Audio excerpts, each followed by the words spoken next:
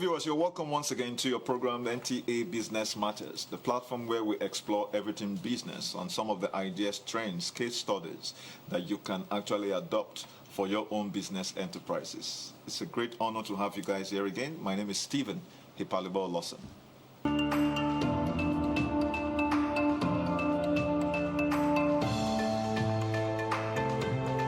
The role of women in business is something that we should never underrate. As a matter of fact, women make a major aspect in terms of our demographics. What kinds of opportunities that we can give to them could help them thrive in whatever enterprises they engage in is going to be beneficial for both the society as well as the individual lady. Let us have our business update.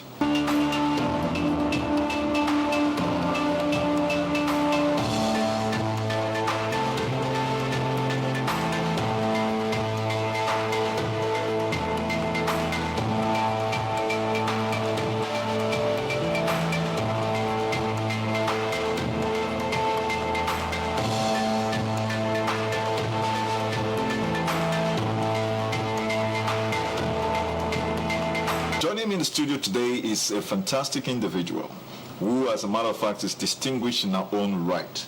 She has several certificates, as a matter of fact, of which one is a master's certificate in project management. She also has a postgraduate diploma in strategic management, a certificate in refugees and forced migration, as well as an MBA in sustainability, which she is currently running at the Nextford University.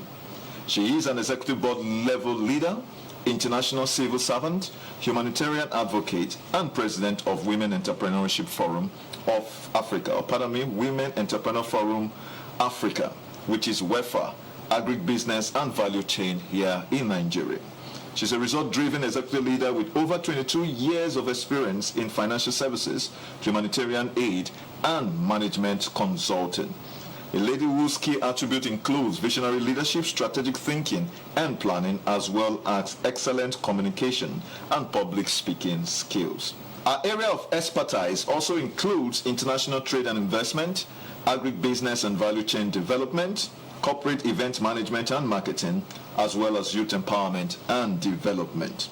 A highly motivated individual who, as a matter of fact, has sponsored over 100 youths through education and skills development. This is one of the things that we're so excited to have her here on the program. And we're going to be looking at the topic, role of African women entrepreneurs in sustainable agribusiness and value chain. Ladies and gentlemen, help me as I welcome Princess ADESOLA Daramola, fondly called Dado. How are you, Dado? Thank you. I mean, this is interesting because I'm reading your profile and I see the fact that this is something that is quite inspiring. You've been doing this for a long time, over 20-something years, and you've saved so much in terms of impact. What has the journey been for you? What are some of those stories that when you look back at, you tell yourself that you've actually done well for Nigeria as well, for youth as well as for women as the cases? Oh, well, looking back, thank you so much for having me, Steve. You're welcome. Looking back at previous things, my life, I really thank God for it, really, because I'm always all out to ensure that people are empowered. You know, that's my drive. I like to empower people and to enlighten people. In the past, I used to hold a yearly seminar in export because Nigerian youths usually complain about unemployment, and it got me thinking that, why do we have to really sit back and just fold our hands and wait for government to do things for us? Why can't we just think of things to do? So I did something with NEPC, and I was like, okay, you know what? This is another area to showcase to youth, to stop complaining, because you don't necessarily have to have money in exports. Oh, really? You could be the bridge between demand and supply without having anything. You know where to get this, and then you know where it's needed, combined together, and you get your cut. So that was what initiated my yearly export seminar that I used to hold tagged Export Nigeria back then. Yeah. So basically, that's just my life. It's been a wonderful one. I've been in the bank and in insurance and humanitarian. The humanitarian particularly happens to sit well with me because it speaks of me. Yeah, I love helping people. That's good. I'm passionate about solving problems, providing solution. And when I joined the humanitarian, it's an international one. and helping them, getting people from different countries, bringing them back, reintegrating them, making them feel important again, because most of them were victims of trafficking. True. Yeah, so we or looking for greener pastures. Exactly. So yeah, and some looking for greener pastures and fell into the wrong hands. So that gives me joy to see the joy they have when they could get back to the country and stuff like that. So, and then I'm always continually looking out for youth, especially the vulnerable ones. Wanting to empower them, Okay. open their eyes and to see. All right, let's quickly go into the topic of the day, because I wanted to have that background. I'm always on Business Matters. What we do is that when we see people who actually invest themselves to help to impact on people's life and the country as a whole, we all benefit, as a matter of fact. And so it's important for us to understand that. Well, I know you're very passionate about women, and women entrepreneurs in sustainable agribusiness and value chain is what we're actually looking at today. One of the things I want to find out is how important is it that African women entrepreneurs are in the middle of driving the sustainable agri practices as well as the value chain, if not in Nigeria alone, but in Africa as a whole? Oh, well, women, we are known to be the caretakers of homes, so we definitely, having that as a background, we want to ensure that we get, we want to ensure the food security, and we want to ensure that we get at affordable rates, So right now, there's a global food insecurity. Everyone is like, every country, really?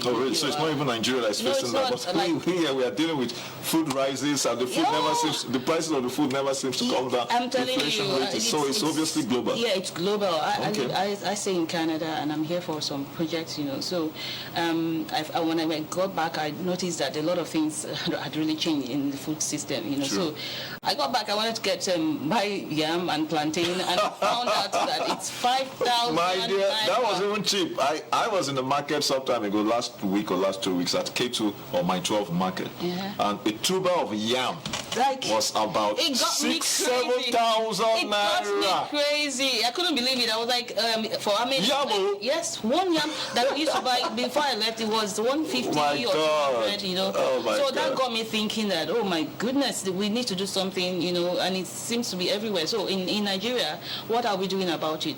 People are just complaining. Again, we are so used to complaining and complaining.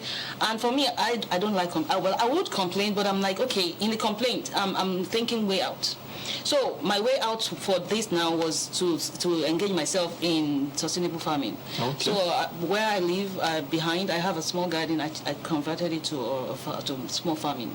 So my mom, I told myself I'm not going to buy yam at 5,000. So I was lucky. My mother visited and she brought some tubers of yam, and for me I started I planted some, and they're really growing, and it's fun to see them grow. And then some vegetables, I just planted some vegetables, and I'm like, okay, and I live in an estate, so I'm like, okay, I would tell my neighbors they should engage in it, and I started that, and some of them have started. I had a neighbor too that engaged in sustainable farm, and women are somewhat the best town criers. I'm telling you, so that's why you go around and everybody has to share. So that's my passion, and that's what I want to do, to open everyone's eyes, generally, and to focus on women, to encourage women, because really women at times we feel that that's not for women. We just want to do some fancy thing, cosmetic, so women need to start thinking, to engage and embrace farming. Farming is fun. Now, when you look at different agricultural value chains, as the case might be, you'll see that there are people who actually have the planters, the farmers basically. You see those who perhaps will harvest, and you see those who will get it from the farm down into the market, as the case might be. We don't seem to have very good processing unit in the value chain. Yeah. In all of this, do you see women play more role in terms of where these opportunities dwell, or are there areas they need to focus on, especially when it has to do with sustainable agribusiness? We should understand what the agri value chain is. The agri value chain is a complete process in agriculture, from raw materials to the end users, and that we have like 4 links to it. We have the input providers, we have the producers, we have the processors, and we have other services other service providers. So those are the 4 links in the agri value chain. So in each one of these links, we women can partake in it, because we all need to know about these things and engage in the different the 4 links, so that we can combine forces together. Because if women are engaged in these things, trust me, well, they used to say that whatever women will handle, it's superb. So we'll be able to build a great, strong platform for us to be able to for us to be able to support the food security in Nigeria, and as well globally too, even in Africa. Because what we do, I belong to an association whereby I'm the president here, and our intention is to make sure that we secure food. There's food security, and we can trade within ourselves in Africa. So Africans can begin to trade. What do you have? What don't I have? So we. It's more like the African Continental Free Trade Agreement, after, as the case might be. I mean, you have a common market. I'm producing this, you're producing that, and then we can be able to do the exchange. Trade, I mean, it's one of the major aspects. And we want women to start taking positions, because women really, if you look at the statistics, men are more into farming, men are more into the agribusiness. Well, men are more into everything. Yeah, so women need to start waking up and looking at things, because when we hold on to something, we want it to grow, because we are mothers, we are mother hen, we want to nurture and bring, make things grow better and become better, So. But one of the major challenges a lot of people will say, especially if you want to get yourself involved in this kinds of enterprise, will be the challenge of both land as funds. Yes. And gender inequality too is part of the challenges. Yes. So when you look at all of that, and you see those hurdles that you have to scale. So people rather want to do more sustenance and farming than want to do it on a large scale. But the large scale, I want to believe, should be the way forward. Definitely, large scale is the way forward. We start from sustainable farming, yes, and we now expand. For me, part of my starting the farm is to have a land where we're going to engage different people. Now, having a land, and no man is an island. So having a land, you want to bring in no woman is an island. Things that we're talking about women now. Well, yeah. So we want to engage other people. We want to partner with people to join hands with you, so that you have this, you have that. Why don't we come together? For instance, we can combine both the horticulture and animal farming, together. You have cow, for instance, and they can come on my farm. That's the fear of eating, but the most important thing is you want to get their dung as your manure. To help you, So it's more like a circular economy. Exactly. In that sense. Yes. So when we join hands together, it's for the better. Don't just think, okay, I'm only for animal farming, and I'm only, we can also start thinking that and putting hands together and making women actually be more involved, because that's the whole purpose. And then again, the association I belong to, we have it's a sort of support system to encourage women. Is that support in financial terms? Grants. We have technical. It's both technical and in all wise. We want to empower women. We want to support their agribusinesses, to grow and to be able to supply the world. Africa has always been the strength of other continents. Yeah. All right, Princess, we're going to go on a short break. As soon as we're back, our conversation will continue, because I would like to hear some part of the comparative stories that there might be. Well, viewers, please stay tuned. Business Matters continues after this short break.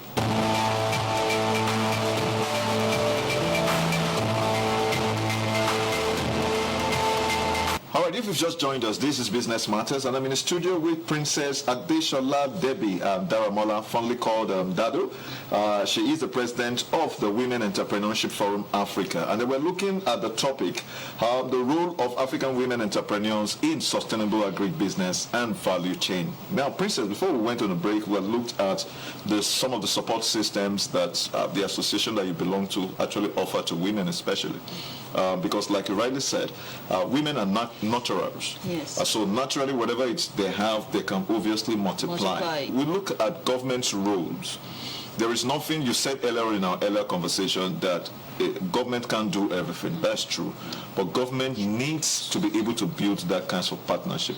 Are there policies that we should be aware of?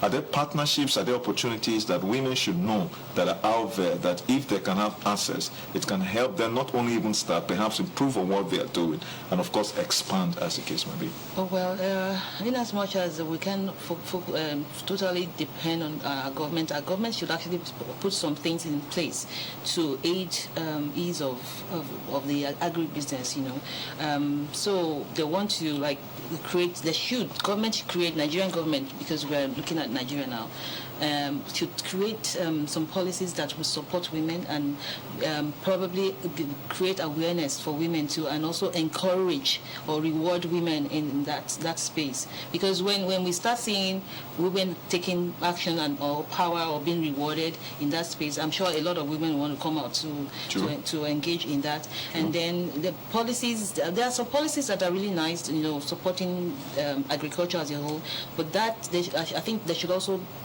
look at those that would also support and encourage women too. Basically to encourage gender equality and the infrastructures put in place, the logistics, transportation. I was telling someone about transportation. There's nothing government is doing about that. If government should start looking at subsidizing transportation. Transportation here means the buses that take the trucks, the train, focused on agri. That makes a whole lot of sense. That itself can help to contribute and reduce in terms of the cost of what we even see, as a matter of fact. Because I think logistics has been one of the major cost elements, especially for a lot of that's why everything's skyrocketed. So if government would just focus on that, okay, what can we do? Even if we can't do everything, we could actually put some policies in place to manage or control or monitor the transportation prices, True. So we have the shipping, we have the train, we have the flight, we have the road, so they should look into those things and probably subsidize. Even they could just give each state or local government transport for their farmers, so that they would get these things, the raw materials from the farmers down to the end users. If they could focus on that transport alone, I believe it's going to foster down prices, and that's my own dream, actually, to ensure that this thing goes. If government is not going to do anything, we get investors to come and invest in Nigeria and focus on the transportation system, so that farmers can get easy transport from raw materials to the marketplace, and also create this farmers farm. There's one I call for the women farmers farm, where women bring in all their produce, and then there's a control pricing. So that for instance, yam that is sold for 5,000, if we can get the market to start selling at 500 or 200, or Oh my, that would be a bonanza. Because again, that's because there's now a sponsored transportation or something from the farmers for them to make things easy for them to bring their produce to that farm, and then it's so affordable. People will rush into the farm, and farm market. And if they start doing that, don't you think it will have a ripple effect? And other farmers, Mile 12. Is it Mile 12? Especially in Lagos. They'll be forced to bring down their prices too, because there are people now controlling the price. Government should also put in place, maybe an agency or body that will control prices. Looking at the agric industry, as a matter of fact, as much as we've seen it to be where it is, we know that the comparative view, you are based abroad and we're in Nigeria, and you want to do a comparison, do we see a situation whereby in Europe or in the Americans, we have agric settlements that women can tap into? Because regardless of whatever you might see, we feel a lot of the price, burden here. But in America, in Canada, in the UK, or wherever it is, there is still that control in terms of what we said, so to speak. But when the agricultural practices between two developed and developing economies are made in comparison, do you think that we have not even started? But I must put first that it's the global, the food insecurity is actually global, and then the hike in prices too is global. Okay. Yeah, but it's still reasonable. Okay. In outside Nigeria, compared to here, and because again, we're not able to properly compare because our own currency is really been a lot down. So that comparison may not suffice. Will not suffice. However, things are better. We feel things are better outside because, of course, yes, they pay taxes and stuff, and then the taxes that are being paid, we can see what it's being used for. And there's I good think most of the farmers are subsidized. Yeah, they are. Yes, they are, and also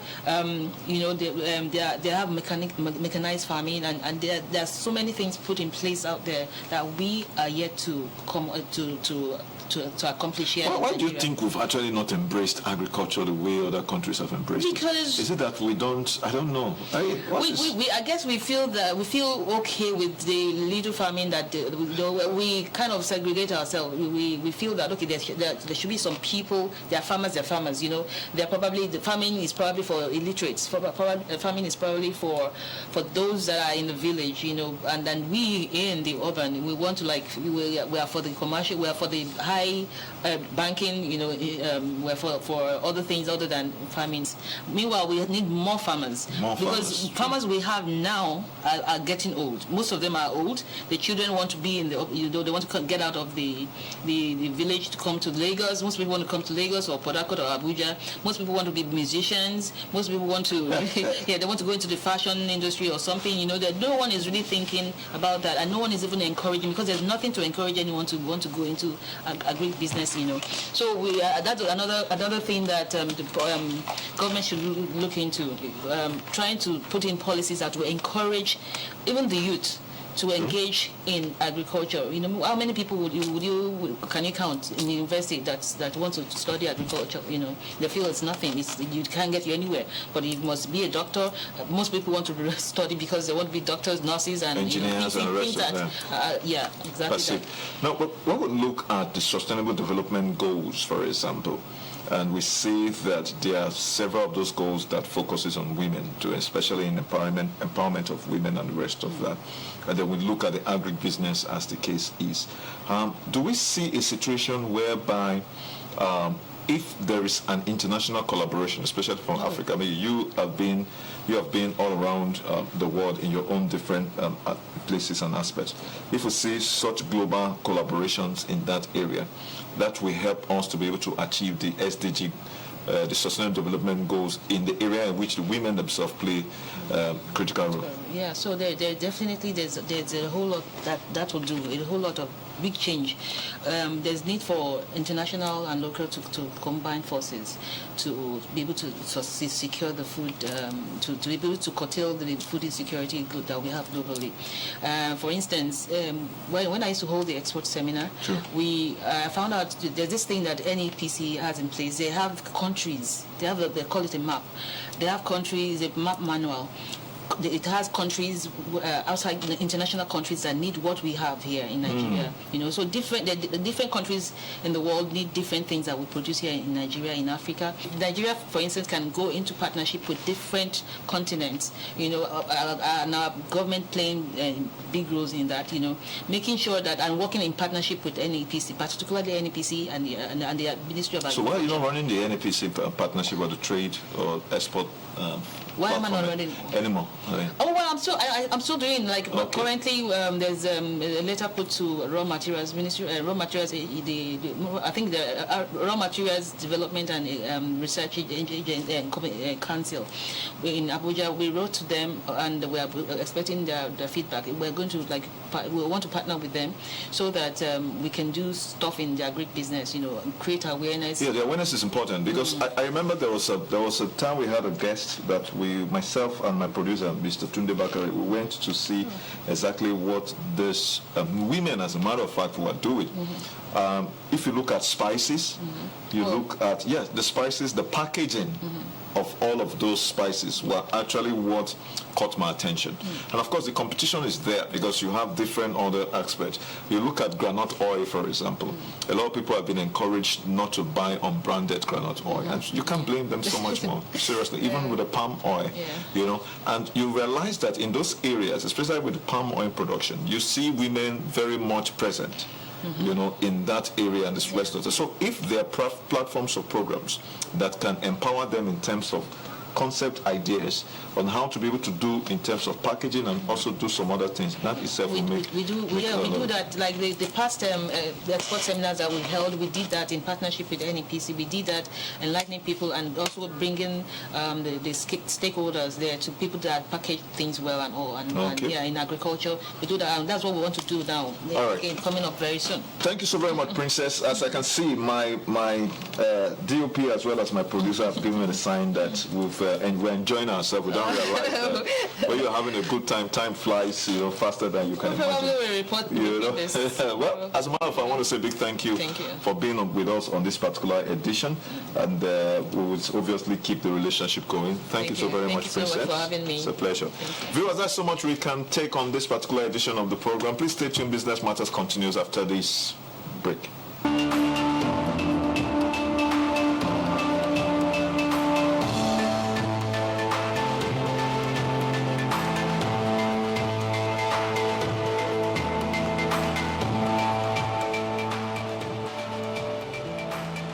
Well, viewers, as you can see, Business Matters is bringing you so much in terms of ideas. There are opportunities out there, especially if you're a woman and you're interested in agribusiness. Please take an advantage of everything that is out there. We need to feed ourselves in this country. Some of us, as a matter of fact, are even suffering from kwashoko. When we have enough land on ground for us to be able to groom, for us to be able to plant, and for us to harvest, so that 3 pieces of tomato will not be costing 700 naira. All right, so viewers, please let us all get involved in agribusiness so that we can be able to secure our food for now and, of course, for the future generation. This is so much I can bring to you on this particular week's edition of the program. My name remains Stephen Ipalobo Lawson. Bye-bye for now.